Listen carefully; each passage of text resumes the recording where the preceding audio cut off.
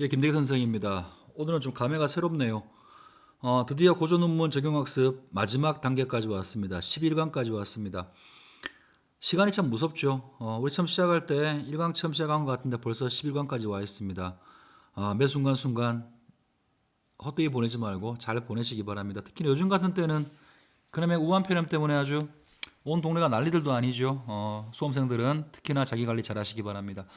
자, 우선 작품이 제가야 독서신당이라는 게 나왔고요. 야청 도의성이 나왔는데 둘 다 한시입니다. 수능에 출제될 가능성은 매우 희박해 보이긴 합니다. 그런데 뭐 문학적으로는 이게 우리 문학인가 그렇지 않은가 뒤에 문제가 나옵니다만 한국 문학의 경계선을 이야기할 때는 의미가 있어 보입니다만 모의고사에서도 그렇게 많이 보였던 글은 아니고요. 수능도 물론 제 개인적인 생각으로는 수능에 직접 만나게 될 가능성은 별로 높아 보이는 글은 아닙니다만 어쨌든 EBS에 실려 있으니까 차근차근 한번 보도록 하겠습니다. 자, 우선 첫 번째 나와 있는 최치원의 제가야 독서신당의 해제부터 먼저 설명을 드리겠습니다.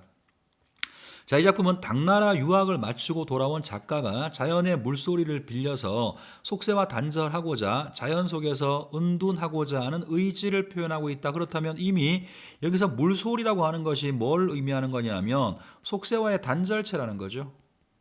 단절체고 이 시에서 하자가 말하고자 하는 것은 속세와의 단절인 것이고 하자의 태도는 그러한 의지를 보여주는 거고 장르는 한시라는 겁니다. 뭐 할 얘기 다 했네요. 자, 두 번째.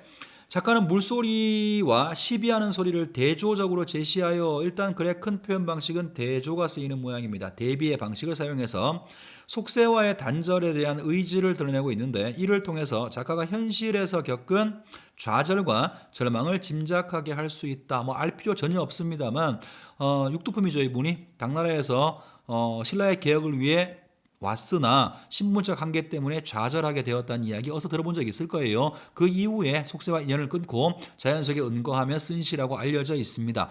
자, 한시기 때문에 원래 원문은 한문으로 되어 있겠죠. 근데 지금 우리가 보는 번역판은 EBS는 이렇게 해석을 하고 있습니다만 다른 뭐 모의고사라든가 다른 부분을 볼 때는 조금 다르게 표현이 되어 있는 것도 있을 수 있을 겁니다. 그렇지만 큰 맥락에서는 같은 거라고 보시면 돼요. 자, 읽어보겠습니다.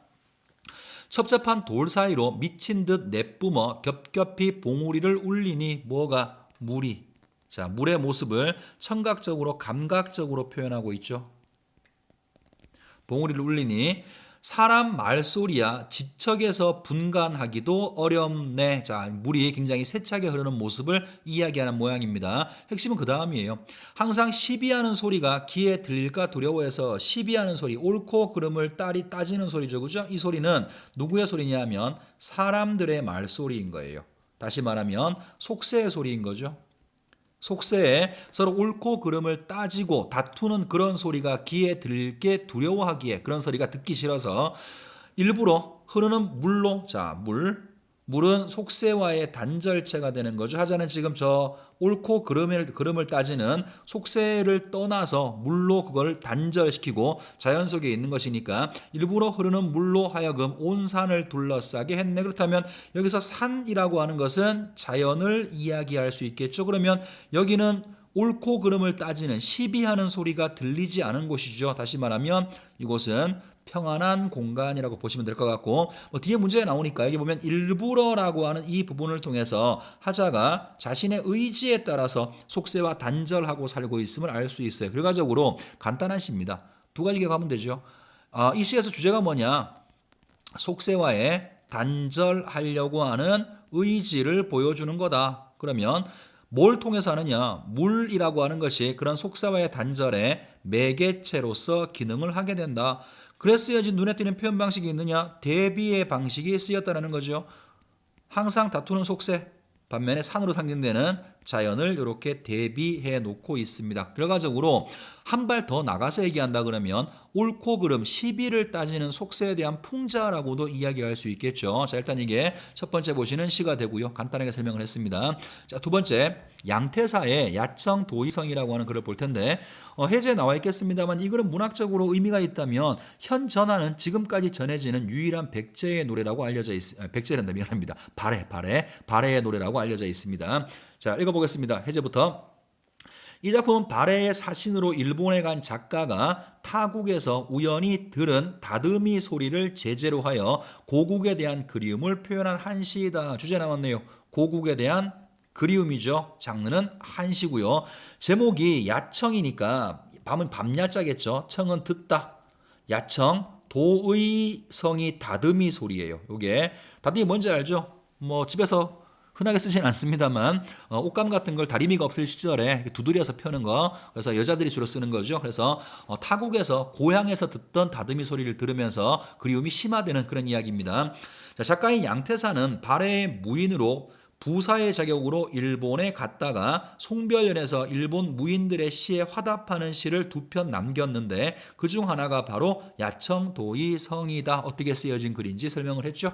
자, 그러면 또 있네요. 타국에 머물면서 고향에 대한 그리움으로 수심에 잠겨있던 화자는 다듬이 소리를 들으면서 상념에 빠지고 고향에 대한 그리움을 더욱 간절하게. 그러면 뒤에서 얘기하려고 했는데 미리 말하고 가야 되겠네요. 자, 이게 다듬이 소리. 자, 한번 여러분이 생각해 보세요. 내가 지금 마음이 별 생각이 없었어. 그런데 갑자기 다듬이 소리를 들었네. 그러니까 갑자기 고향에 대한 그리운 마음이 생겼어. 이건가요? 아니면 나는 고향이 그리웠어. 근데 하필 고향의 소리랑 똑같은 다듬이 소리가 들리네. 이 소리를 듣고 나는 고향에 대한 그리운 마음이 더 강해졌어. 이 둘 중에 뭘까요? 밑에 거예요. 위에 게 아니라 밑에 겁니다. 별거 아닌 것처럼 보이는데요. 만약에 위에 것이라 그러면 이거는 그리움을 한기한다라고 할 수 있겠죠. 원래 안 그리웠는데 이 소리를 듣고 그리운 마음이 떠올랐어. 다시 말하면 그리운 마음을 떠올리게 만드는 매개체라고 볼 수 있는 거잖아요. 근데 이 시는 그런 게 아니고요. 원래부터 고향이 그리웠는데 이 소리를 들으니까 그리운 마음이 더 심해졌어. 다시 말하면 하자의 정서를 환기하는 게 아니고요. 정서를 심화시키는 소재가 됩니다. 우선 먼저 해제 나왔으니까 미리 말씀을 드렸어요. 자, 뒷부분 읽어보겠습니다. 고향에 대한 그리움을 더욱더 간절하게 느끼게 된다. 일본에서 편찬한 경국집이라는 시집에 수록되어 전해진다. 자, 그러면 읽어볼게요. 한시니까 이것도 마찬가지로 원래 한문은 어렵겠죠. 어려운데 순현대어로 풀었으니까 뭐 맥락을 잘 이해하시면 금방 이해할 수 있을 겁니다. 읽어보겠습니다. 가을 하늘에 비치고 은하수가 밝은데, 자, 가을 하늘이죠. 가을 하늘이고 은하수니까 밤이라고 하는 겁니다. 가을밤이라고 하는 배경을 제시하고 있는 거죠. 자, 뭔가 화자의 정서를 부각시키는 배경이 될 것 같아요. 만약에 햇살 내리쬐는 쨍쨍한 여름 보다가는 당연히 이런 달밤에, 가을 달밤에 고향이 더 그립겠죠. 화자의 정서를 부각시키는 그 배경이 제시가 됐고 계절감도 드러났다라고 말할 수가 있겠네요. 자, 나그네 돌아가고 싶은 생각에 각별한 정해가 생기네. 자, 나그네 요건 화자죠, 그죠? 화자가 지금 어떤 처지에 있는지를 알려주고 있는 거고 고국으로 돌아가고 싶은 생각, 자신의 고국에 대한 그리움을 직접적으로 표현하고 있죠. 긴밤 지루하게 앉아 죽을 듯이 시름 겨운데, 자, 고향에 대한 생각, 가고 싶은 생각이 죽을 듯이 걱정이 생긴다고 했으니까 똑같은 말이죠. 그리움이 죽을 만큼 심하다 이런 말인 것 같아요. 계속 지금 가을밤의 고향을 혹은 고국을 그리워하는 모습이 표현되어 있는 겁니다. 문득 이웃 아낙네 다듬이 소리가 들려오네. 자, 이웃 아낙네 다듬이 소리죠. 이게 도의성이라고요. 이웃 아낙네는 하자 일본에 있다고 했으니까 고국에서 들리는 소리긴 하지만 고국에서 들어본 소리인데 안 그래도 고향이 그리운데 고국이 그리운데 이 타국 땅에서 일본 땅에서 고국에서 듣던 다듬이 소리를 듣게 된 거라고요. 자, 다시 보겠습니다. 문득 이웃 아낙네의 다듬이 소리가 들려오네. 바람에 실려오는 소리 끊어질 듯 이어지며 밤 깊어 별 기울도록 시간의 경과를 말하는 거죠. 시간이 이렇게 흘러가도 잠시도 멎지를 않네. 고국을 떠나온 뒤로는 들어보지 못했는데 지금 타향에서 듣는 소리 서로 비슷하네. 아까 서두에 잠깐 해제해서 말씀드렸어요. 도의성이라고 하는 이 다듬이 소리, 이 소리는 하자의 정서를 어떻게 한다고요? 심화시키는 거라고요. 환기하는 게 아니라 그랬죠. 그죠? 이미 그리웠는데 이걸 듣고 다시 더 고향 생각이 간절해진 거라고요. 자, 다음 갑니다. 고운 방망이 무거운지 가벼운지 알 수가 없고, 자, B 부분은 하자가 상상하는 거죠. 일본 땅에서 들은 그 다듬이질을 하고 있는 여인의 모습을 상상하는 겁니다. 고운 방망이 무거운지 가벼운지 알 수가 없고, 다듬이돌 평평한지 아닌지도 모르겠지만 불쌍해라 몸 약해 향기로운 땀 마늘 터이니. 자, 향기로운 땀, 아마 지금 이게 오랜 시간 동안 다듬이 소리가 끊어지지 않는다라고 했으니까 노동을 하고 있는 여인의 모습이겠죠. 거기에 대해서 참 불쌍하다, 연민의 마음도 드러내고 있습니다. 밤새도록 다듬이질을 하고 있는 저 여자의 모습이 안타깝다고 하는 거고, 향기로운 땀, 이걸 보면 아마 설마 땀이 향기로울 리가 없죠. 다듬이질은 보통 여인이 하는 거니까 여인의 그 노동이, 그 땀이 마늘 터이니 참 안타깝다라고 말하는 거예요. 자, 알겠노라. 옷 같은 팔 벌써 매우 지쳤음을. 그래서 오랜 시간 동안 다듬이질하는 여인의 모습을 한번 상상해 보면서 그 여인에 대한 어떤 연민의 마음도 표출하고 있습니다. 그 다음, 마땅히 나그네 호돛에 보태고자 함인가, 또 상상하는 거예요. 왜 이렇게 오랫동안 다듬이질을 하는가, 다듬이질하는 이유에 대해서 상상해 보는 겁니다. 마땅히 나그네 호돛에 보태고자 함인가, 다시 먼저 규방의 추위를 시름겨워 함인가 어라. 봐봐, 규방의 추위라 그랬죠. 규방이라고 하는 건 여자가 있는 방이에요. 보통 고전에서는 이런 말 쓰기도 하죠. 규방이라고 말하면 말 그대로 여성이 있는 방이고요. 또 비슷하게 쓰는 게 뭐냐 하면 옥창이라는 말을 쓰기도 하죠. 옥으로 만든 창문. 또 하나가 뭐가 쓰이냐면 그 깃돌이 어여쁘다 저 깃돌이, 거기 시조에 나왔을 때는 사창이라고 돼 있죠.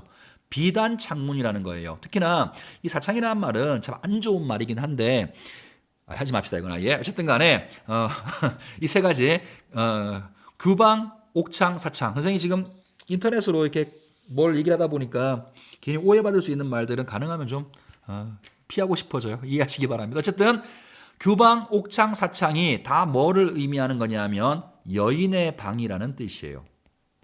그러면 다시 한번 이 부분으로 가볼게요. 다시 먼저 규방의 추위를 시름겨워 함인가? 자, 규방의 추위? 이 말이 난방을 하지 못해 춥다는 말일까요? 아마 아닐 거예요. 그거 아닐 거고요. 아마도 이 여인도 누군가를 그리워하면서 혼자 있는 거지. 독수공방이라고 하죠. 혼자 있는 상황.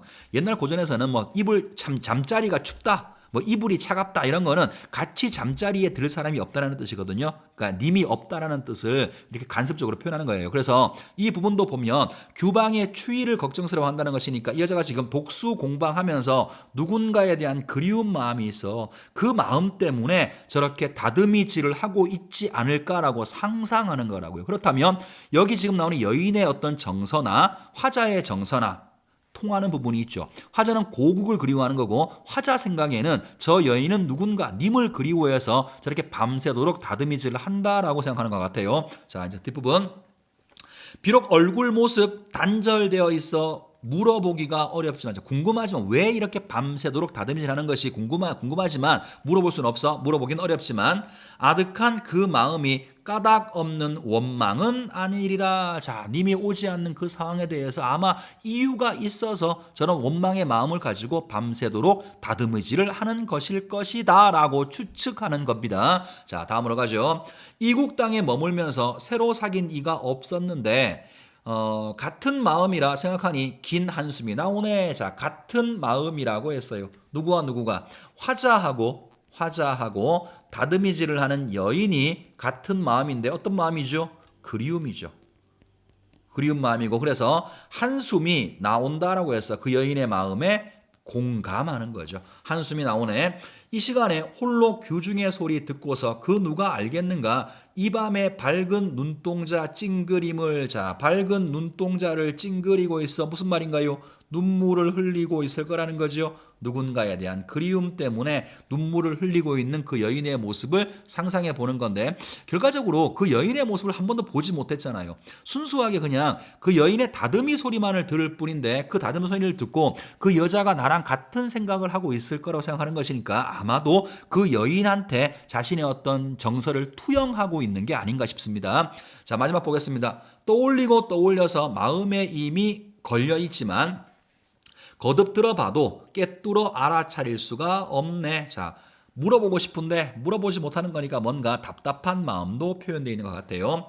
곧 꿈에서라도 소리나는 곳을 찾아가 보려고 하지만 다만 시름이 많아서 잠들 수가 없구나. 자, 꿈에서라도 소리가 나는 곳을 찾아가 보고 싶다 그러겠죠. 그죠? 그러면 이거는 표면상으로 본다 그러면 현재 일본에서 다듬이질을 하고 있는 일본 여인이라고 볼 수도 있지만 동시에 이걸 또 어떻게 볼 수 있냐면 내 고국 땅에서 우리 집에서 다듬이질을 하고 있는 우리 집 와이프든 뭐든 간에 그 여인의 모습을 보고 싶다라고도 해석할 수가 있겠죠. 역시 그리운 마음을 드러내고 있는 겁니다. 자, 마지막 다만 시름이 많아서 잠들 수가 없어. 잠을 자야 내 그리운 누군가를 만날 수가 있는데 잠을 자지 못하기 때문에 그것도 어렵다라고 말하고 있죠. 걱정 때문에 잠들지 못하는 모습을 한자성어로는 전전반측이라고 합니다. 그래서 처음부터 마지막까지 다듬의 소리를 들으면서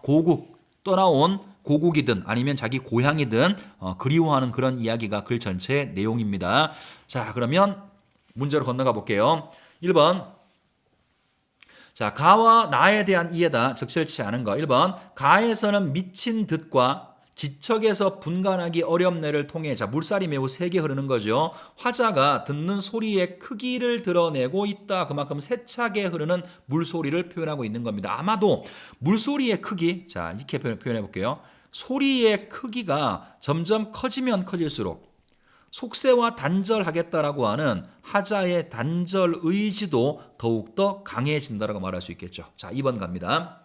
가에서 일부러를 통해서 속세와의 단절에 대한 하자의 의지를 강조하고 있어. 우연히 그렇게 된 것이 아니라 일부러 내가 한 거야. 나의 주도적인 의지를 표현하고 있는 거죠. 3번.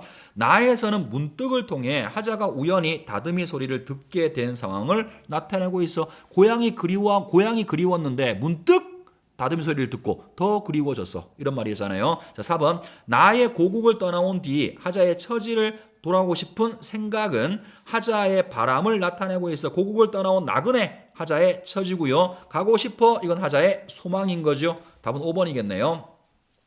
가의 두려워하기에와 나의 긴 한숨 나오네를 통해서 현재 듣고 있는 소리에 대한 하자의 반응을 나타내고 있어. 자, 보세요. 두려워하는 것은 현재 듣고 있는 소리가 아니라 옳고 그름을 따지는 속세의 소리죠. 그죠? 그 다음에 긴 한숨 나오는 것은 지금 현재 듣고 있는 다듬이 소리니까 현재 듣고 있는 소리에 대한 반응은 가가 아니라 나만 해당 사항이 있다라고 봐야 되겠죠. 하자가 지금 현재 듣고 있는 소리, 가에서 하자가 현재 듣고 있는 것은 속세와 단절하기 위한 물소리를 듣고 있는 것이지 물에 의해서 단절되어 있기 때문에 속세의 시끄러운 소리를 들을 수는 없는 거니까 현재 듣고 있는 소리라고 말할 수는 없겠죠. 그래서 답은 5번으로 보시면 되겠습니다. 자, 넘어가시고 두 번째 2번 나에 대한 설명이다. 적절치 않은 거. A에는 시적 배경을 제시하여 가을밤 하자가 듣고 있는 다듬이 소리가 고향에 듣던 소리와 다를 바 없다고 여기는 하자의 생각이 드러나 있어. 오케이. 2번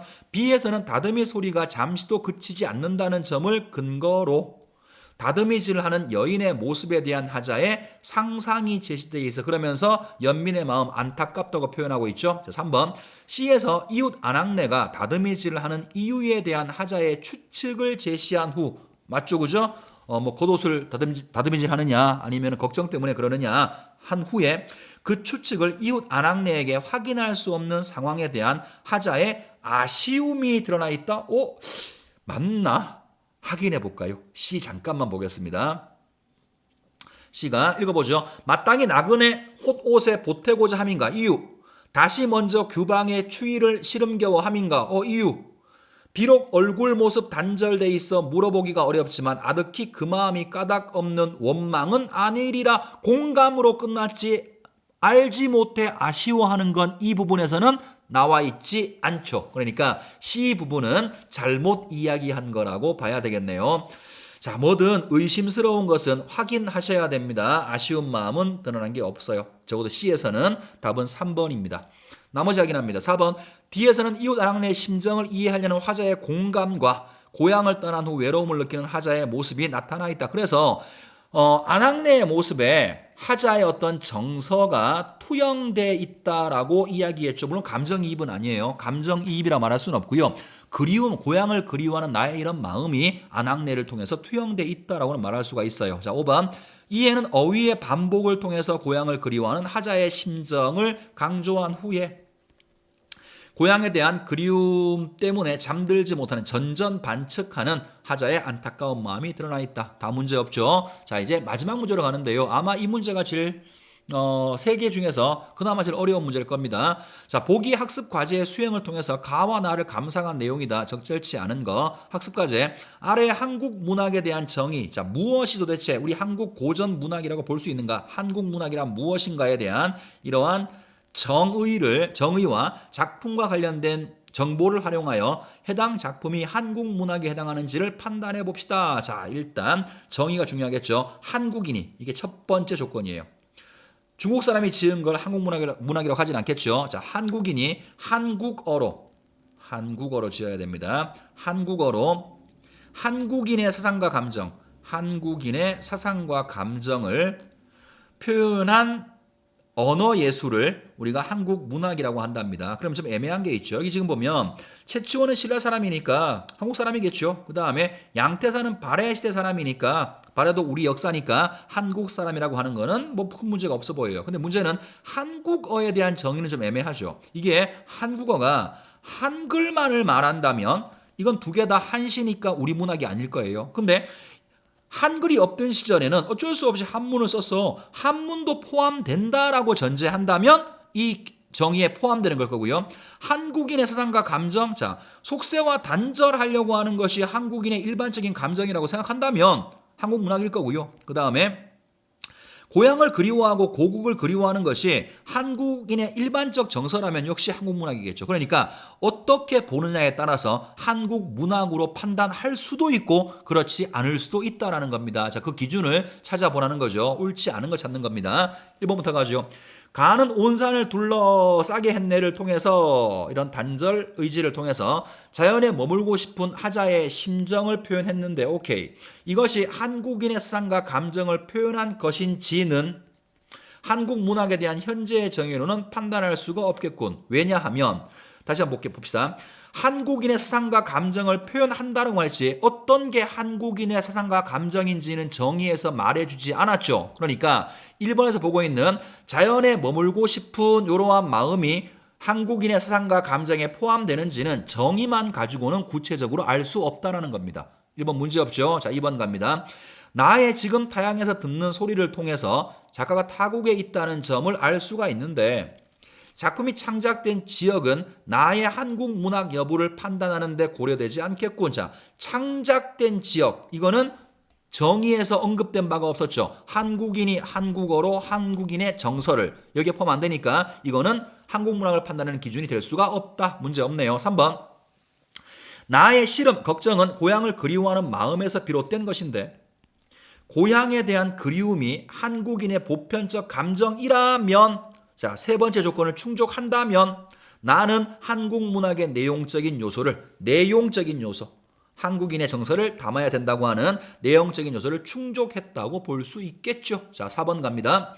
가와 나는 모두 한시에 해당하는데 한국어가 뭐냐? 한국어를 판단하는 기준에 따라서 이게 한국어 속에 한글만을 포함하느냐? 한문도 포함하느냐 거기에 따라서 기준에 따라서 가와 나의 한국 문학 포함 여부가 달라질 수도 있겠군. 당연한 말이죠. 답은 그러면 5번이겠네요. 가는 흐르는 물소리를 나는 이웃 안악내 다듬이 소리를 감각적으로 제시하고 있는데 감각은 우리의 오감이라고 그랬죠. 둘 다 청각을 쓰고 있으니까 감각적 제시 맞습니다. 한국 문학의 형식적 요소를 고려한다면 가와 나는 모두 한국 문학에 포함된다고 볼 수 있겠군. 자, 형식적 요소를 한번 생각해 봅시다. 한국인이 한국어로 한국인의 감정, 이건 내용적인 요소죠. 이거는 누가 하는 것이냐? 주체가 하는 것이고 한국어로 썼다는 것이 아마도 형식적인 요소일 텐데 이 정의를 아무리 봐도 감각적 표현을 쓰는 것이 형식적인 어떤 요소 속에 포함되지는 않죠. 이 정의 속에는 한국어로 썼느냐 그렇지 않냐가 중요한 것이지 감각적 표현을 썼느냐 안 썼느냐는 정의 속에 포함되지 않는 것이니까 5번은 잘못 설명한 거죠. 답은 5번이 정답입니다.